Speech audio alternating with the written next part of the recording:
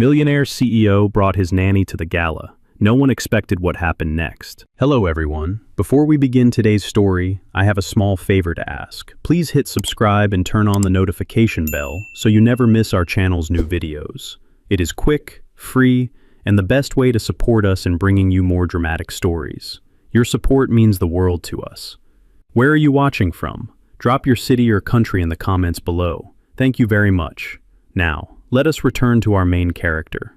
Maya stands in the marble hallway of the Hale estate, still in her worn sneakers, clutching the tote bag she always brings for the little girl she takes care of. Evening light presses through the tall windows, turning the floors into long ribbons of gold. She had just finished tidying up the playroom when she noticed Adrian Hale waiting by the doorway. The billionaire CEO rarely shows up unannounced. He is usually all sharp lines, polished suits, and a schedule that never bends. But tonight, there is something different in his eyes, something tense, almost urgent. "Maya," he says quietly, as if measuring each word before letting it go. "I need you to come with me tonight." She blinks. "Sir, is something wrong? Do you need help with your niece?" "No." His voice is calm but strained. "I need a date." Her breath catches.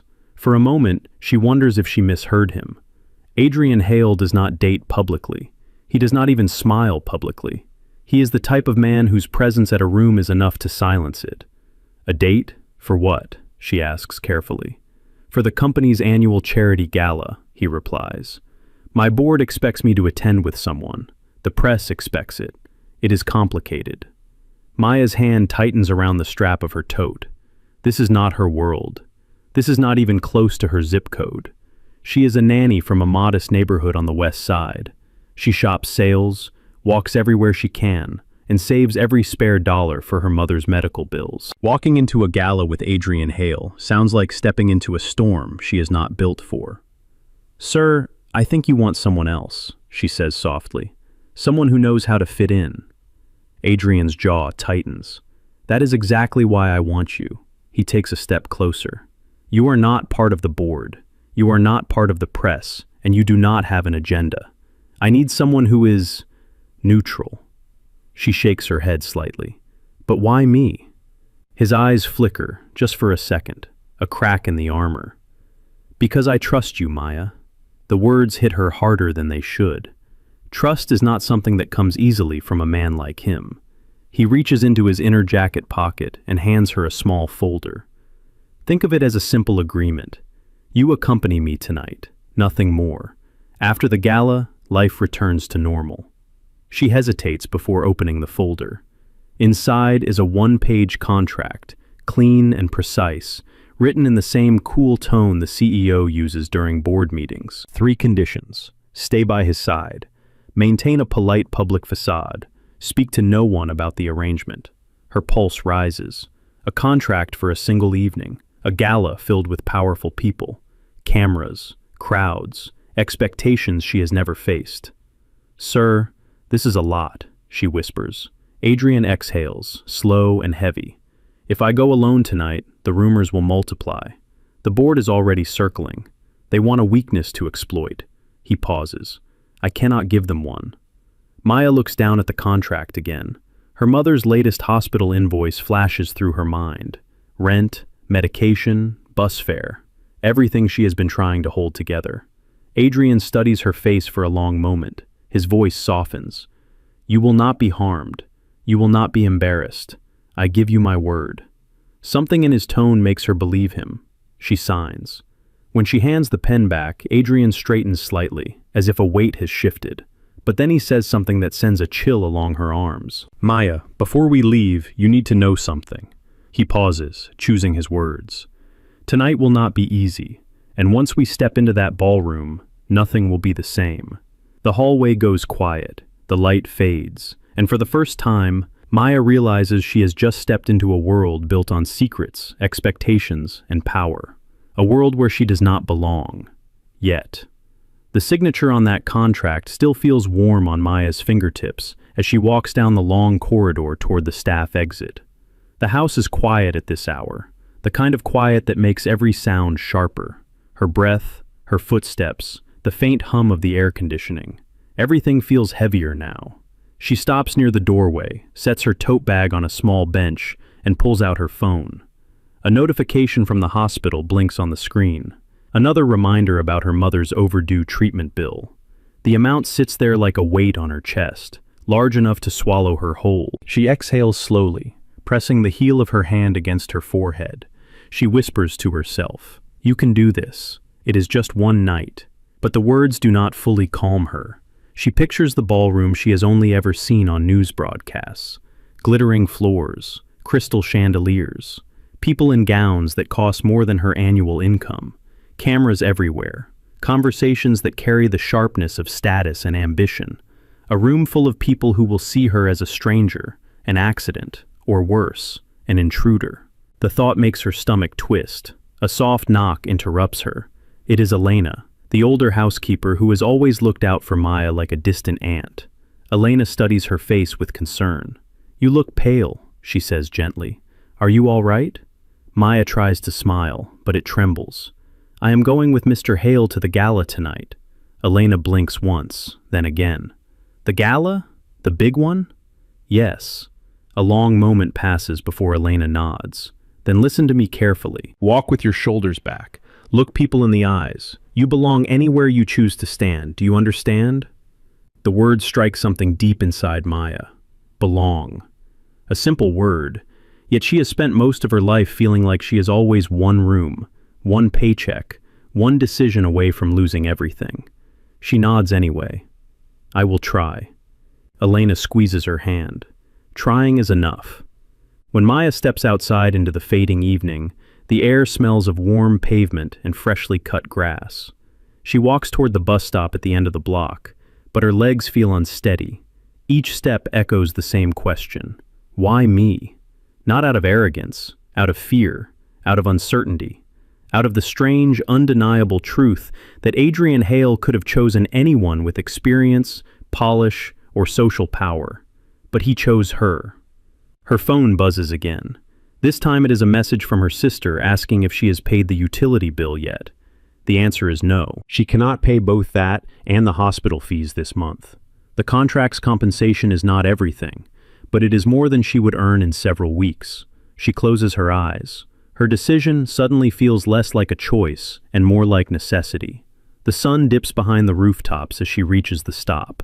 The streetlights flicker on, casting a thin halo around her.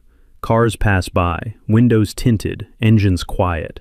For a moment she watches them and wonders what it would feel like to move through life without worrying about every bill, every hour, every ounce of energy spent just to stay afloat. She pulls her lightweight jacket closer. The evening chill creeps in. Her thoughts drift back to Adrian's face in the hallway. That tension around his eyes, that unspoken pressure. He is not the type of man who asks for help unless he is cornered. Whatever waits at the gala tonight is bigger than a simple public appearance. Maya senses it, a current beneath the surface, something she cannot name. The bus approaches with a soft roar, headlights sweeping across the pavement. She steps inside, finds an empty seat near the back, and watches the city blur past the window. Her mind repeats the same quiet promise. One night, then everything goes back to normal. But deep down she feels it. Normal does not survive nights like this. Not in Adrian Hale's world, and not in hers. The next morning arrives gray and quiet, the kind of morning that feels like it holds its breath. Maya steps off the bus in front of the Hale corporate tower, a glass monolith rising into the low clouds. She hesitates before entering, her fingers still tight around the small contract folder she signed last night. Inside, the lobby glows with soft gold light. Marble floors, polished steel columns, a fountain that murmurs like a distant whisper. Employees in tailored suits hurry past her, badges flashing. She keeps her eyes forward, reminding herself to breathe. A security guard approaches. "Are you here for Mr. Hale?" "Yes," she replies, with a steady voice she does not fully feel. He nods and gestures toward the private elevator. Its doors slide open silently. She steps inside, the air cool and still, as if the elevator exists in its own world. When the doors open again, Adrian Hale is waiting.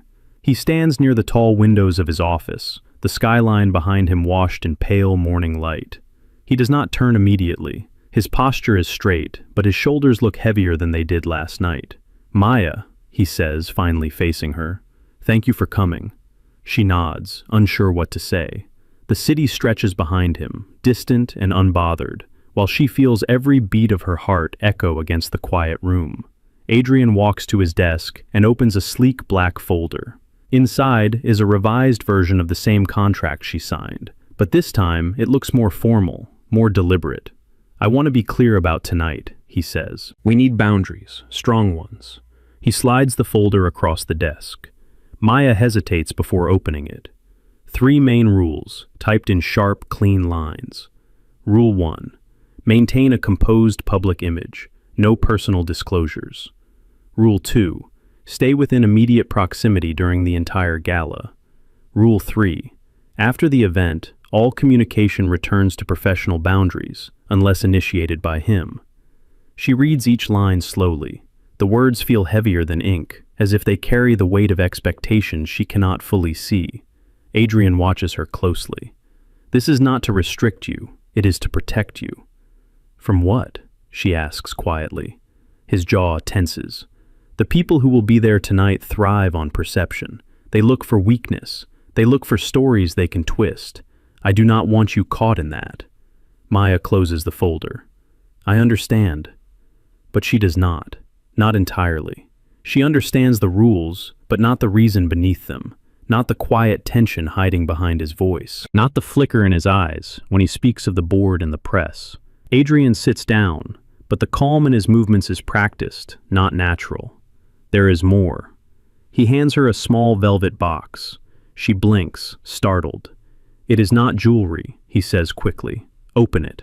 Inside is a discreet silver pin, shaped like a tiny crescent. Elegant, but simple. "It is part of the dress code for my guests," Adrian explains. "It signals to the event staff that you are under my protection, that they are to assist you if needed." The word protection lands heavier than he probably intends. Maya closes the box gently.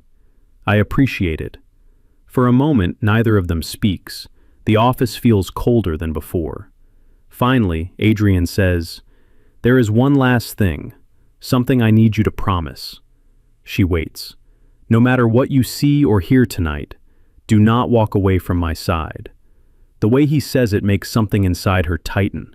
It is not an order, it is a warning. A quiet, uneasy plea buried beneath his confidence. "I will stay," she says. His expression softens, only slightly.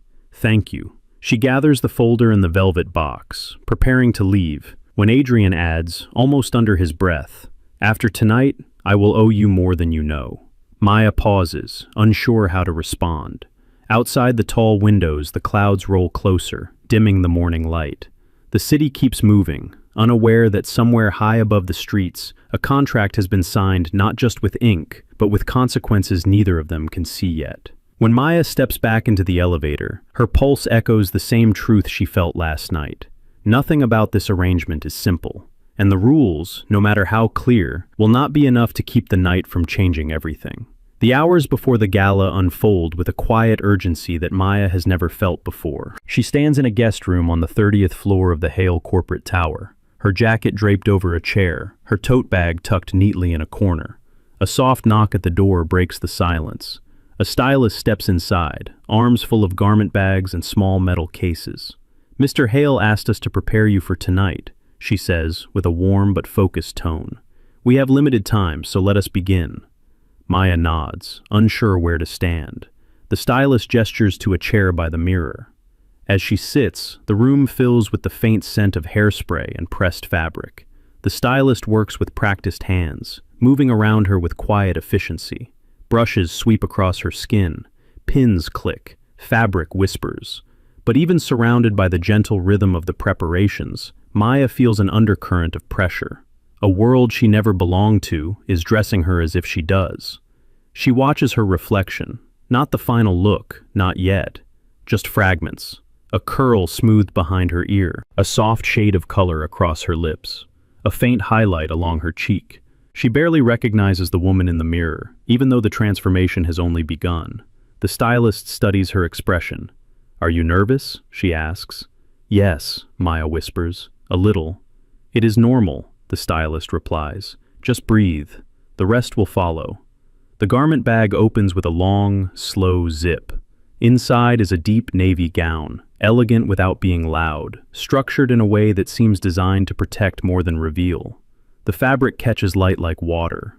Maya touches it with the tips of her fingers. "This is too much." "Not for tonight," the stylist says softly. "Trust me."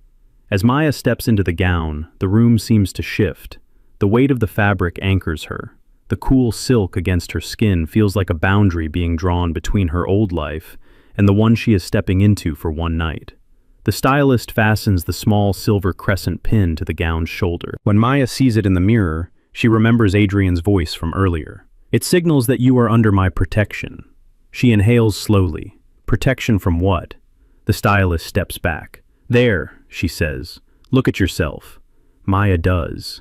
For a moment, the world narrows to the reflection staring back at her. She looks composed, capable, almost untouchable. But beneath it all, she feels like a visitor wearing someone else's life. Another knock. This one firmer. Adrian enters. He pauses at the doorway, as if the sight of her takes him by surprise.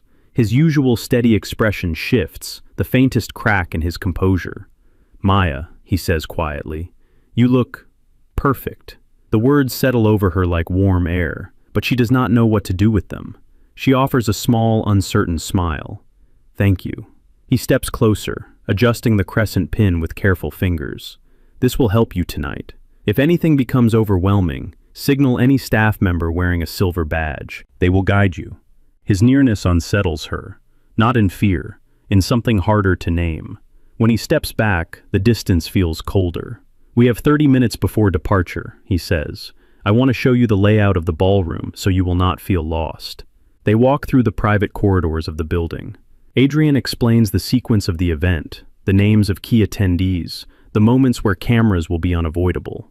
His tone is calm, almost rehearsed, but there is a guarded edge to it, as if he is preparing her for a battlefield rather than a gala. At one point Maya asks, "Is it always like this for you?" Adrian hesitates. "Yes, and no." He looks ahead, voice lowering. "Tonight is different." They reach the elevator. The city stretches below them, glowing against the dusk. Adrian presses the button, but his gaze stays on her. "I know this world can feel like too much," he says. "If you panic at any moment, just look for me. I will be there." A quiet promise, steady, unexpected, dangerous in its softness. The elevator doors slide open. As they step inside, Maya realizes the transformation is not just the gown or the makeup or the pin. It is this moment, standing beside a man whose life could swallow hers whole. And yet, he is asking her to trust him. The elevator descends. Tonight, their arrangement truly begins. The car glides to a stop in front of the ballroom entrance, the kind of entrance built for people who live their lives beneath chandeliers. Camera flashes burst in the distance like small white storms. Maya sits beside Adrian in the back seat, her hands folded tightly in her lap, her breath shallow. When the driver opens the door, the night air rushes in. Cool, sharp, charged. Adrian steps out first. His presence shifts the crowd immediately. Photographers straighten. Reporters lift their microphones. The air fills with murmurs. Then he extends a hand to her. For a brief moment, she hesitates. The lights, the crowd, the sheer force of attention feel like a tidal wave waiting to pull her under. But Adrian's hand stays steady, unmoving, offering something she does not expect: steadiness. She takes it. The instant she steps out, the noise swells. 100 eyes turn toward them. Maya's pulse thunders in her ears. Her first instinct is to shrink, to retreat. But Adrian leans in slightly and whispers, "Just breathe. I am right here." They walk toward the entrance. Every step feels like walking across thin glass. Flash after flash, question after question. The press fires words at them. "Mr. Hale, who is your companion tonight? Is this a new relationship? Is the board aware of this?" Maya keeps her gaze forward, shoulders back, Elena's words echoing in her mind. "You belong anywhere you choose to stand." Inside the ballroom, warm amber light spills across polished floors. Music hums softly beneath conversations. Waiters glide between guests with silver trays. The sheer scale of the room makes Maya feel smaller than she ever has. And that is when it happens. A board member, sharp suit, colder eyes, steps into their path. "Adrian," he says with a practiced smile, "you brought a guest." His gaze drifts to Maya, slow enough to sting, dismissive enough to cut. Adrian's voice turns crisp. "Yes, this is Maya." The man raises an eyebrow. "And what exactly is her role tonight?" Before Maya can panic, a hostess rushes over, flustered. "Mr. Hale, there is an issue at the registration desk." Adrian turns to Maya. "Stay here for a moment. I will be right back." She nods, but the room tilts the moment he steps away. Eyes follow her. Whispers ripple. She stands alone in a sea of silk gowns and polished shoes. Then the board member steps closer. "So," he says quietly, "you are the woman Adrian brought. Do you understand where you are? The people in this room do not tolerate unpredictability." Maya inhales slowly. She remembers the crescent pin on her shoulder, the contract, the rules, the promise she made to stay. She lifts her chin. "I understand exactly where I am." The man seems amused. "Is that so?" "Yes," she says, steadying her breath. "And I also understand that you should not speak to me as if I do not belong here." The board member's smile falters, just for a moment. A tiny win, but it is enough. When Adrian returns, he notices the tension in the air. "Everything all right?" he asks softly. Maya nods. "Yes," but something in her tone makes him look closer. The night has only begun, and the first test has already arrived. The music fades into a soft, distant hum as the evening stretches on. Conversations rise and fall around them like waves, but Maya feels the pressure building in her chest. She stays close to Adrian, just as the contract instructed, yet every crowded corner and lingering stare makes her shoulders tighten. Adrian notices. He leans slightly toward her. "You've done well tonight," he murmurs. "Better than I expected." She glances at him. "Expected? Did you think I would fail?" His expression softens. "No, I thought they would fail you." Before she can respond, a server nearly bumps into her, teetering under a tray of champagne flutes. Maya steadies the woman with a quiet, "It is all right," her voice calm, her hand steady. The server gives her a grateful smile before hurrying away. Adrian watches Maya for a long moment, something unreadable passing through his eyes. "You handled that with grace," he says quietly. But the room grows louder again, thick with competing conversations and sharp laughter. Maya feels the walls closing in, the scent of perfume too strong, the flashes from photographers lingering in her eyes even inside the ballroom. Adrian leans closer. "Come with me." He guides her through a side hallway, away from the noise, past a velvet curtain that leads to a terrace overlooking the city. The night air rushes in, cool and honest. Maya steps forward, letting the breeze wash over her. The tension in her shoulders melts, just enough for her to breathe. For a moment, neither of them speaks. Then Adrian says, "Crowds are the part I hate most." Maya turns to him. "But you handle them so well." "That is because they expect me to." His gaze settles on the skyline. Expectations become armor after a while. Heavy, rigid, necessary. There is something in his voice she has not heard before. A quiet exhaustion. A truth slipping through the cracks. She studies him. His posture is straight, but his hands are slightly tense at his sides. His eyes, normally sharp and decisive, look distant, haunted by something she cannot yet name. "Adrian," she says gently, "are you all right?" His jaw shifts, a small, involuntary movement. He hesitates, then speaks with a softness she has never heard from him. "I do not like being surrounded by people who look at me and see only what they can gain." He pauses, breathing slow and deliberate. "And yet I cannot afford to step away. Not tonight." Something in him seems to break open in the quiet. A flaw in the steel. A wound he has carried alone. Maya steps closer. "You are allowed to feel overwhelmed." A faint, almost disbelieving smile touches his lips. "Not in my world." The breeze lifts the edge of her gown. The city glows below them like a field of stars. For a brief moment, the two of them stand in a bubble of stillness, untouched by the ballroom behind them. "You asked me not to leave your side," she says softly. "I will keep that promise." Adrian looks at her then, really looks. Something warm flickers behind his eyes, brief but undeniable. "Thank you, Maya." The moment lingers, fragile and deep. A quiet shift, a new thread tying them together. Then the distant sound of applause rises from inside. Adrian straightens, the mask returning, but slower this time. We should go back. Maya nods, but as they walk toward the curtain, she senses it clearly. The man she is walking beside tonight is not the untouchable CEO the city believes he is. He is someone far lonelier, far more human, and far more in need of someone to stand with him than she ever imagined. When Adrian and Maya step back into the ballroom, the atmosphere has shifted. The music has grown louder, the conversations sharper, the energy restless in a way that feels wrong. Maya senses it immediately, a cold undercurrent, a subtle change in the way people glance their way. Adrian notices too. His posture tightens. Across the room, a woman in a silver gown watches them. Her expression is smooth, but her eyes gleam with something pointed. She whispers to the man beside her, and the two exchange a look that makes Maya's stomach tighten.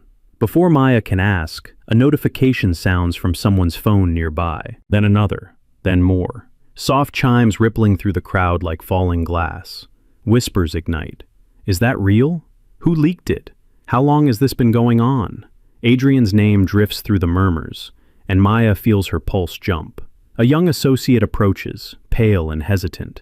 "Mr. Hale, I am sorry, sir. There is a situation." Adrian's voice hardens. "Explain."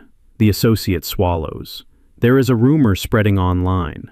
Someone posted that you brought a nanny as your date because you are trying to manipulate the board. They are saying you want sympathy votes. They are calling her your strategy piece." Maya freezes. She hears the words, but they hit her like cold air, numbing and sharp. Adrian's jaw tightens with a force she has not seen before. Who posted it? We are not sure yet.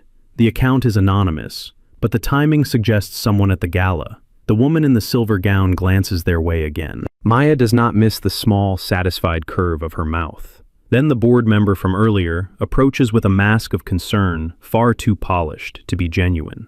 "Adrian, I had hoped this evening would be smooth, but bringing her was a mistake.